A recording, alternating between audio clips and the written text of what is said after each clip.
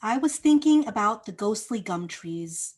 I was thinking aloud in conversation with a friend the other day about wearing my heart on the hidden torn part of my sleeve, and about bad behavior, bad form, like Captain Hook used to say to Pan when the Pan child was naughty.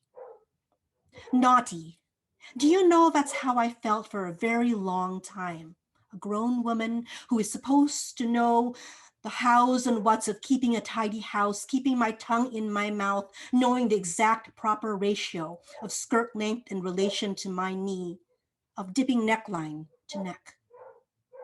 3 inches above the knee is a special brand of saucy. 6 inches, and I should go back home and put on more clothes, according to a helpful coworker who ogled my pantyhose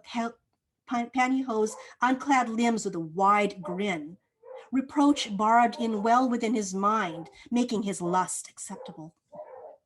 My breasts are friends, do you know, allies and instigators. I point them just right and they qualm the argument before it begins. They buy perks, they coquette their way to favor. I did not know then what I know about myself now as a warrior woman.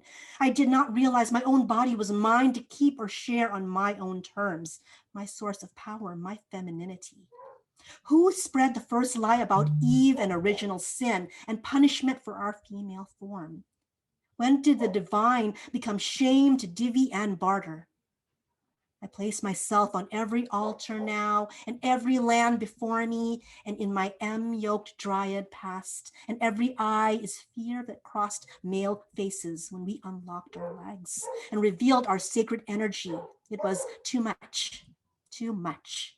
We became too much, too ripe, too ready, too red-lipped, too ugly, too fat, then not enough, not worthwhile, not anything to call home about until we became nothing at all. I will readily admit that when a phrase begins with the word original, the first word I think of following it is not inspiration, but sin. Perhaps 8 years of Catholic school really does that to you, makes you think of just how much wrong you have committed and how much farther from salvation you have situated yourself, and how much penance you now owe the big guy to assure that St. Peter admits you beyond those pearly gates. Or perhaps what I'm doing is completing the compound word unconsciously, like reflex in my mind. Original and sin to me are a bonded pair, kind of like rum and coke. I mean, think about it. What would one be without the other? Honestly, I think either drunk or diabetic, and the hamster wheel gamut that runs in between. I continue that line of thought, concentrating as if down on my knees upon the hard, narrow wood slat within the confessional box, or as if I were meditating very piously on the transgressions I have committed, that I began reciting easily inside my head like litany. The ripple effect of the devil, convincing the serpent seducing Eve, and Eve enticing Adam, and how deplete and satiated, but also ashamed and buck naked all parties were at the end. I may stop to retrace my steps back at some point to determine my thought's origin, but inevitably I become sidetracked and I no longer care about where I achieve the connection because daydreaming is infinitely more delicious in its succulent rapture, and I would rather begin to think of the cunning serpent as Carol's white rabbit, making our mother Eve into Alice. But no, no, I'm not satisfied with this answer, and I dig even deeper and I find Eve is really the rabbit. I find that Eve is not the instigator, but the inception. I find that Eve is a blessed event. That sainted bunny leading us all down the silk walls of her rabbit hole. And here we realize as we tumble among prayer and penance that the rabbit was also dear Alice all along and was always as mad as the hare, the hatter, the raven, and the writing desk alike, though still not quite the Cheshire cat, lip curled, thick with all the answers, and certainly not enlightened like the caterpillar, wise and all-knowing among his every questionable mushroom. The queen, complacent in her red, red glory, is decidedly not Alice, not yet at least, not quite, but almost.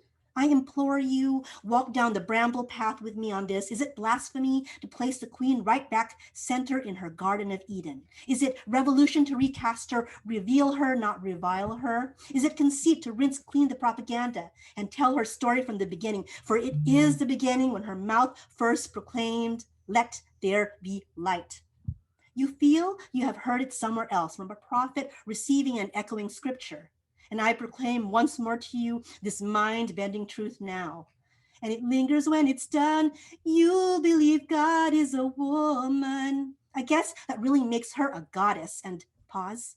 Breathe and absorb the sacred word. How could she not be? Can you recall in the timeline when she, so casually informed us, why sometimes I believed as many as 6 things before breakfast, and then goes on and outdoes herself by +1 in dominion over the earth and every sea, flora, and fauna, and still have time to kick up her heels in the pool, down a mimosa, and look that damn good.